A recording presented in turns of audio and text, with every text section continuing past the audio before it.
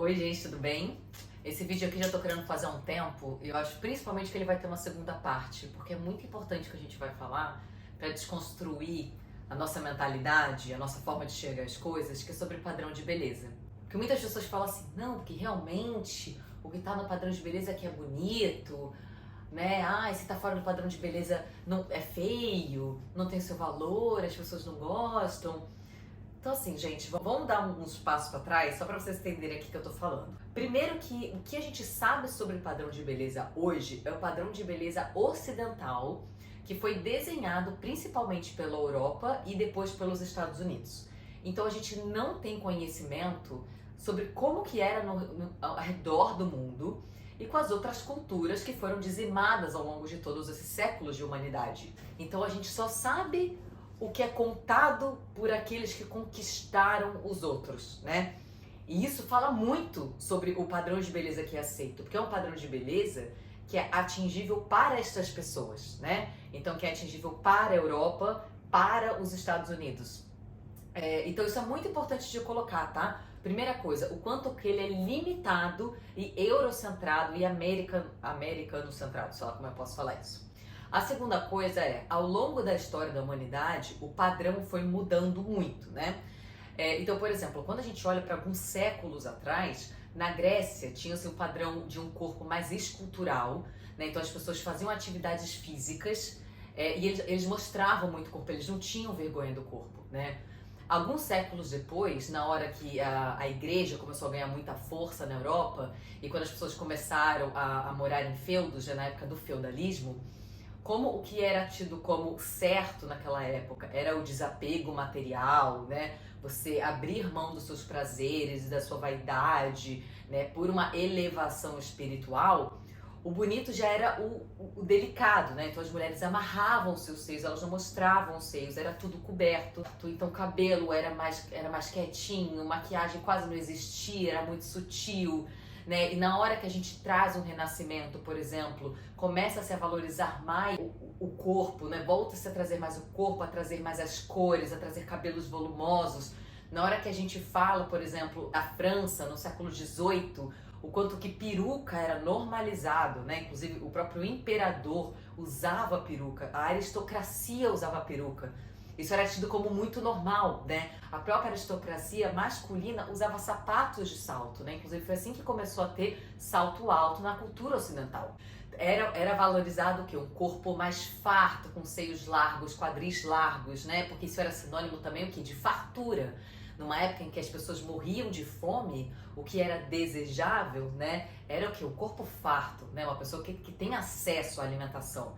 Né, que ela tem de sobra. Então o padrão ele estava sempre associado também às classes mais altas da sociedade, né, que estabeleciam esse padrão e os outros queriam copiar, queriam ser iguais a eles, né? E na hora que a gente começa a entrar aqui mais para a época moderna, né, para o século XX, a gente começa a ter mudanças mais drásticas de padrão de beleza. Se antes o padrão ele durava séculos, ele começa agora a durar décadas, né? Então no começo do século, 1910, 1920 para 1930, 1940, vai mudando, né? Então quando é associado à guerra, por exemplo, depois da Primeira Guerra Mundial, vê-se que a beleza mais feminina, por mais que ela tenha que ser dócil, ela tem que ter uma certa força, né? Porque ela é capaz de enfrentar uma situação difícil, né? Os homens têm momentos em que o corpo é muito valorizado, tem momentos em que uma aparência impecável, um cabelo penteado, tudo isso é valorizado, porque está querendo trazer aquela masculinidade mais clássica, né? Ou uma masculinidade mais refinada,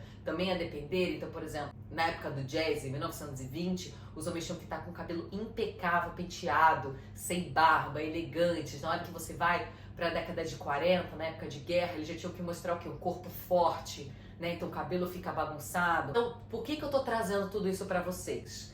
Porque o padrão de beleza, ele é mutável, tá? Ele é mutável e ele, à medida que o tempo tá passando, ele muda cada vez mais rápido, a gente traz mais referências. Então, quando você para pensar e fala assim, não, porque isso é o bonito, esse bonito, ele tá em desconstrução, né? Então, quando a gente fala hoje, por exemplo, em padrões de beleza de culturas muito marcantes, na Espanha, por exemplo, faz parte de uma pessoa desejável, ela tem uma sensualidade, né? Na hora que a gente vai pro Japão, o que faz uma mulher desejável é ela parecer ser inocente, quase infantilizada, né? Então, por exemplo, no Japão, o bonito é uma mulher muito magrinha, muito pequenininha, com a pele muito branca.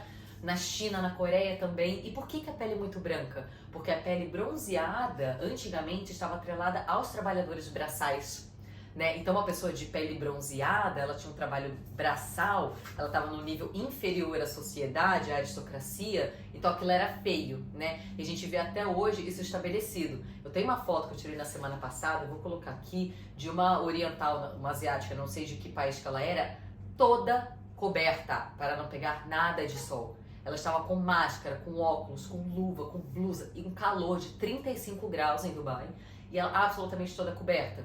Então, por exemplo, em países frios, né, como uma Finlândia, como uma Inglaterra, já é desejado o quê? Um corpo bronzeado, né? Porque o padrão também está associado ao que é difícil de atingir, né? Assim como no século XV, XVI era ter um corpo avantajado, porque enquanto pessoas morriam de fome, poderosos eram aqueles que tinham comida farta. Hoje em dia, né, se você tá num lugar em que as pessoas são uma pele muito branca, muito desbotada, eles já querem o quê? Uma pele bronzeada, né? Então, gente, vejam que isso assim acontecendo hoje, né, no mundo. Sobre cabelo, por exemplo, momentos da história em que ele era um cabelo longo, momentos que ele era preso, momentos que ele era super curtinho, por exemplo, novamente em 1920, né, que as mulheres tinham cabelo muito curtinho. Volta a ter o cabelo muito curtinho também na década de 60, né, com uma modelo Twiggy, que foi super representativa na cultura americana.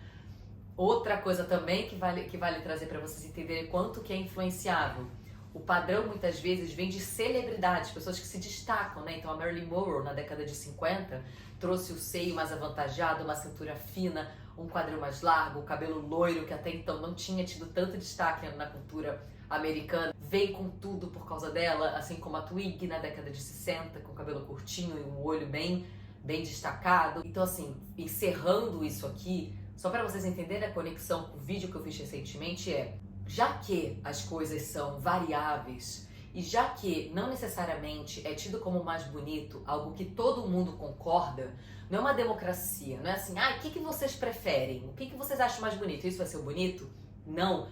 Uma camada da sociedade estabelece culturalmente e aí as pessoas começam a querer copiar, né? Por quê? Porque são pessoas famosas, são pessoas ricas, são pessoas de poder, então elas querem copiar, elas querem ser iguais a essas pessoas. Então não se apeguem ao que está estabelecido como padrão de beleza, tentando limitar a sua beleza ao padrão. Primeiro, porque ele não é democrático. Segundo, ele é impositivo. Terceiro, ele é volátil. Quarto, ele é regionalizado. E quinto, né, gente? Tem muitos tipos de beleza, né? Eu falei sobre isso. Limitar as possibilidades de beleza a apenas uma é empobrecer muito o que está ao nosso redor. Isso pra tudo, né? Não tô falando só de padrão de beleza de pessoa, não, tá? Tô falando de tudo. De moda, de arte, de arquitetura, absolutamente tudo. Então é isso. Convido vocês a essa reflexão. Me contem se vocês também já passaram por esse processo, ou se isso os interessa, porque eu acho que é muito interessante a gente parar para entender um pouco como a banda toca na sociedade, para ao invés de só sofrer o impacto disso, entender se faz sentido seguir isso e se você concorda com isso, entendeu? É isso, gente. Um beijo e até a próxima.